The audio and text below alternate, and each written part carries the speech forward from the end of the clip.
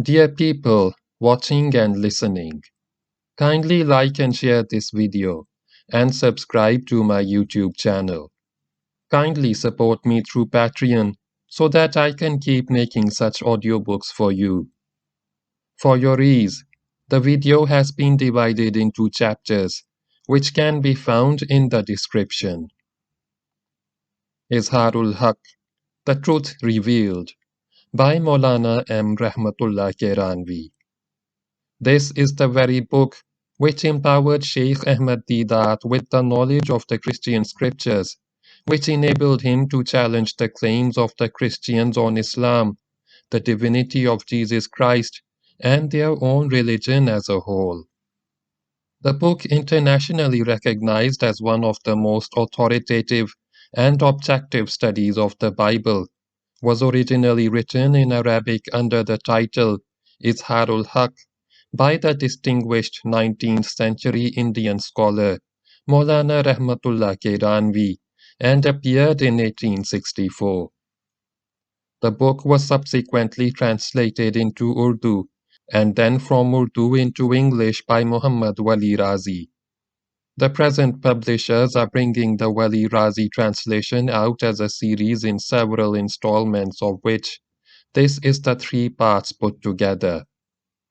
Maulana Rahmatullah wrote the book in response to the Christian offensive against Islam in British India, and specifically to counter the subversive attack made by the Reverend CCP founder, who had written a book in Urdu entitled Mizanul Haq, the open intention of which was to cast doubts into the minds of the Muslims about the authenticity of the Quran and Islam. Part 1. The Books of the Bible. The present Pentateuch is not the book of Moses alayhi salam. The Pentateuch, or the Torah, included in the Old Testament, is claimed to be the collection of the revelations of the prophet Moses alayhi salam. We firmly claim that the books of Pentateuch do not possess any authority or support to prove that they were in fact revealed to Moses alayhi salam, and that they were written by him or through him.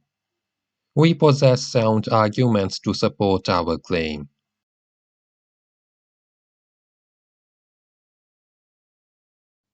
The first argument. The existence of the Torah, or Pentateuch, is not historically known before King Josiah, the son of Ammon. Josiah was the king of Judah in the period of the prophets Jeremiah and Zephaniah. He became the king of Judah when he was only 8 years old. He ruled in Jerusalem for 31 years. The script of the Pentateuch, which was found by a priest called Hilkiah 18 years after Josiah's ascension to throne, is not believable solely on the grounds that it was found by a priest. The chapters 22 and 23 of the second book of Kings describe the story of the discovery of the Pentateuch. Hilkiah, the high priest of the church, accidentally found the book and sent it to the king. He read it and was convinced that it was a book of God. The book of Judges, chapter 23, verse 21, bears witness that the Passover had not been celebrated according to this book. After the discovery of this book, the Passover was celebrated as required by the book. The Passover was a festival of the Jews which was celebrated on 14th April every year. This, in fact, was in memory of their liberation from pharaohs of Egypt. The instructions regarding this festival are given in Exodus chapter 23, verse 15, and Leviticus chapter 23, verses 5 to 8. Apart from this obvious fact, this book had again disappeared before the invasion of Jerusalem by Nebuchadnezzar. Nebuchadnezzar, the king of Babylon, invaded Jerusalem and completely destroyed it. It was a punishment to the Jews from God for their perversion. This had been predicted by many earlier prophets. He took the Jews captive and transported them to Babylon. Not only the Pentateuch, but also all the books of the Old Testament were destroyed in this historical calamity. See the second book of Esdras, chapter 14, verses 19 to 48, for the event of the burning of the books. The Catholics still believe in these books, while the Protestants deny this event altogether. However, the incident described by the book of Nehemiah in chapter 8 confirmed that the Pentateuch was destroyed, and that the prophet Ezra had written it and read it to the people. It is strange to note that the Catholic Bible, the Knox version of 1963, omits the chapter in which this event is mentioned. In this edition, the book of Esdras finishes with the 13th chapter. History does not evince any evidence of the existence of these books after this invasion. According to the Christians, the Pentateuch was rewritten by the prophet Ezra, alayhi salam. This book, along with its copies, were again destroyed and burnt by Antiochus at the time of his invasion of Jerusalem. Antiochus IV was a famous king who captured Jerusalem in 168 BC and destroyed it just like Nebuchadnezzar had done before him.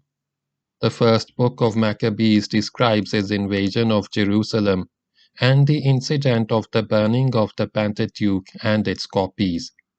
In 1 Maccabees, chapter 1, verse 59.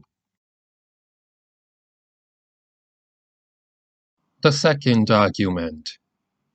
It is an accepted notion of all Jewish and Christian scholars that the first and second books of Chronicles were rewritten by Ezra with help of the prophets Haggai and Zechariah. But we note that the seventh and eighth chapters of this book consists of descriptions of the descendants of Benjamin, which are mutually contradictory. These descriptions also contradict statements in the Pentateuch, firstly in the names, and secondly in counting the number of the descendants. In chapter 7, we read that Benjamin had 3 sons, and in chapter 8, we find that he had 5 sons, while the Pentateuch claims that he had 10 sons. Both the Christian and the Jewish scholars are unanimous on the point that the statement made by the first book of Chronicles is erroneous, and they have justified this error by saying that the prophet Ezra could not distinguish and separate the sons from the grandsons, because the genealogical tables from which he had quoted were defective and incomplete. It is true that 3 prophets, who wrote the Pentateuch, were necessarily sincere followers of the Pentateuch. Now, if we assume that the Pentateuch of Moses alayhi salam was the same one written by these prophets, it seems quite illogical that they should deviate and or make mistakes in the divine book. Neither was it possible that Ezra would have wrongly trusted an incomplete and defective table of genealogy in a matter of such importance. Had the Pentateuch written by Ezra been the same famous Pentateuch, they would have not deviated from it. These evidences lead us to believe that the present Pentateuch was neither the one revealed to Moses and written down by him, nor the one written by Ezra by inspiration. In fact, it is a collection of stories and traditions which were current among the Jews, and written down by their scholars without a critical view to their authorities. Their claim that 3 prophets committed mistakes in copying the names and number of the sons of Benjamin leads us to another obvious conclusion that, according to the Christians, the prophets are not protected from wrong action and can be involved in committing major sins. Similarly, they can make mistakes in writing or preaching the holy books. The third argument. Any reader of the Bible making a comparison between chapters 45 and 46 of the book of Ezekiel and chapters 28 and 29 of the book of Numbers will find that they contradict each other in religious doctrine. It is obvious that the prophet Ezekiel was the follower of the doctrines of the Pentateuch. If we presume that Ezekiel had the present Pentateuch, how could he have acted upon those doctrines without deviating from it? Similarly, we find in various books of the Pentateuch the statement that the sons will be accountable for the sins committed by their fathers up until 3 generations. Contrary to this, the book of Ezekiel, chapter 18, verse 20, says, Son shall not bear the iniquity of the father, neither shall father bear the iniquity of the son. The righteousness of the righteous shall be upon him, and the wickedness of the wicked shall be upon him. This verse implies that no one will be punished for the sin of others, and this is the truth. The Holy Quran has confirmed it. It says, No bearer of burdens can bear the burden of another.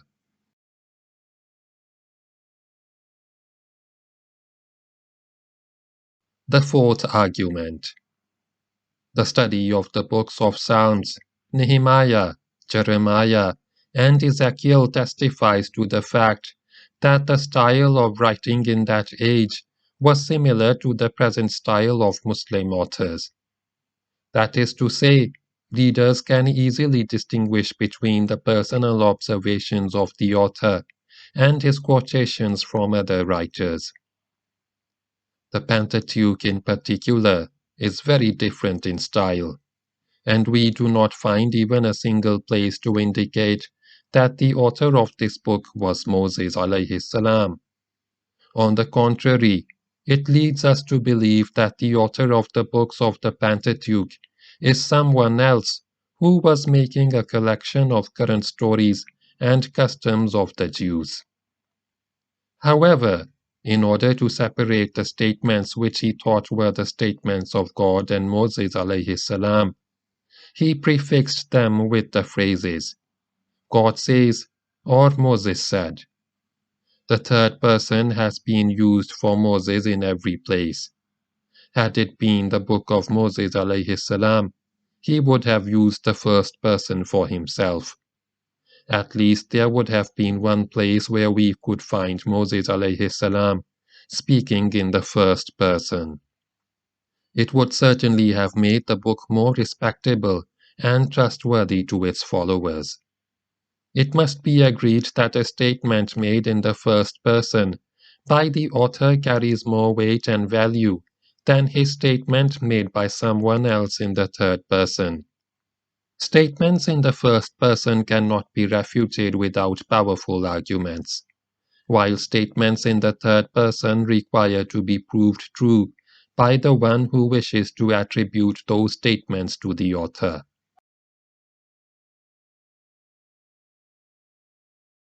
The fifth argument. The present Pentateuch includes within its chapters some statements which are historically impossible to attribute to Moses alayhi salam. Some verses explicitly denote that the author of this book cannot have existed prior to the Prophet David alayhi salam, but must either be a contemporary of David or later than him. The Christian scholars have tried to justify the opinion that these sentences were added later on by certain prophets. But this is merely a false assumption which is not supported by any argument. Moreover, no prophet of the Bible has ever mentioned that he has added a sentence to a certain chapter of a certain book. Now, unless these chapters and sentences are not proved through infallible arguments to have been added by a prophet, they remain the writings of someone other than the Prophet Moses alayhi salam. The sixth argument. The author of Khulasa Saful Muslimin has quoted from volume 10 of Penny Encyclopedia, which we reproduce here from Urdu, that Dr. Alexander Guides, an acknowledged Christian writer, has said in his introduction to the New Bible. I have come to know three things beyond doubt through some convincing arguments. 1. The present Pentateuch is not the book of Moses. 2. This book was written either in Canaan or Jerusalem. That is to say, it was not written during the period when the Israelites were living in the wilderness of the desert. And 3. Most probable this book was written in the period of the Prophet Solomon alayhi salam, that is around 1000 years before Christ, the period of the poet Homer. In short, its composition can be proved to be about 500 years after the death of Moses alayhi salam. The seventh argument. Norton, a learned Christian scholar, has said, we reproduce here an abridgment translated from Urdu. There appears no appreciable difference between the mode of expression of the Pentateuch and the idiom of the other books of the Old Testament, which were written after the release of the Israelites from the captivity of Babylon, while they are separated by not less than 900 years from each other. Human experience testifies to the fact that languages are influenced and change rapidly with the passing of time.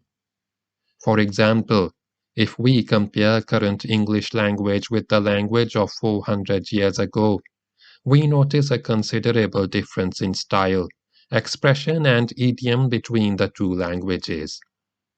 By the absence of this difference in the language of these books, Lucellin, a learned scholar, who had great command over Hebrew language, assumed that all these books were written in one and the same period. The eighth argument. We read in the book of Deuteronomy, chapter 27, verse 5. And there shalt thou build an altar unto the Lord thy God, an altar of stones. Thou shalt not lift up any iron tool upon them, and thou shalt write upon the stones all the work of this law very plainly. This verse appears in Persian translation published in 1835 in these words. And write all the words of the Pentateuch, or Torah, on the stones very clearly. In the Persian translation of 1845, it appears like this. Write the words of this Torah, or Pentateuch, on the stones in bright letters. And the book of Joshua says, Then Joshua built an altar unto the Lord God of Israel in Mount Ebal, as Moses, the servant of the Lord, commanded the children of Israel. Book of Joshua, chapter 8, verses 30 and 31. And verse 32 of the same chapter contains, And he wrote there upon the stones a copy of the law of Moses, which he wrote in the presence of the children of Israel. The book of Joshua, chapter 8, verse 32. All these extracts sufficiently show that the law of Moses or the Pentateuch was just as much as could be written on the stones of an altar. Now, if we presume that it is the present Pentateuch that is referred to in the above verses, this would be impossible.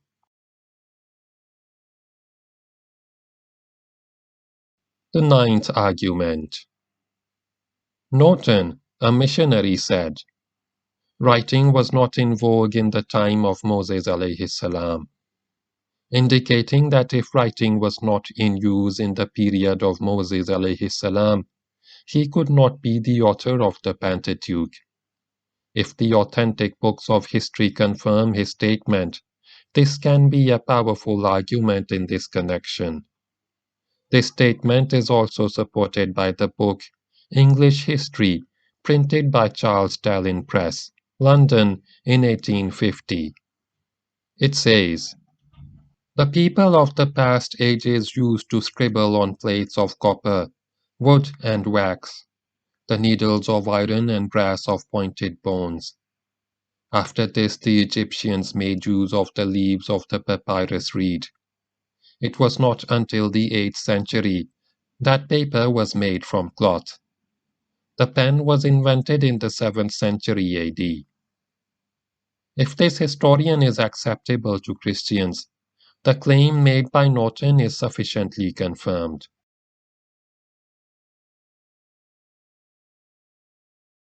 The 10th argument. The present Pentateuch contains a large number of errors, while the words of the Prophet Moses alayhi salam must have been free of this defect. Genesis chapter 46, verse 15 says, "These be the sons of Leah, which he bore unto Jacob in Padan Aram, with his daughter Dinah. All the souls of his sons and daughters were 30 and 3. The figure 33 is wrong. The correct number is 34. The famous commentator Horsley also admitted this mistake.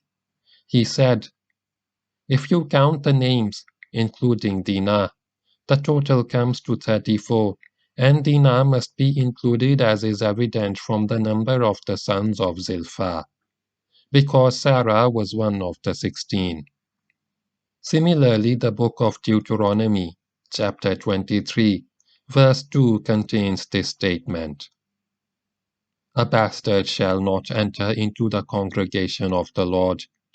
Even to his 10th generation shall not enter into the congregation of the Lord." This statement is also not correct. On the basis of this statement, the Prophet David alayhi salam and all his ancestors up to Perez would be excluded from the congregation of the Lord, because Perez was an illegitimate son of Judah. This is quite evident from the description in chapter 38 of the book of Genesis. And the Prophet David alayhi salam happens to be in his 10th generation, according to the genealogical descriptions of Jesus alayhi salam in the Gospels of Matthew and Luke. Needless to say that the Prophet David alayhi salam was the leader of the congregation of the Lord, and according to the Psalms of David, he was the firstborn of God.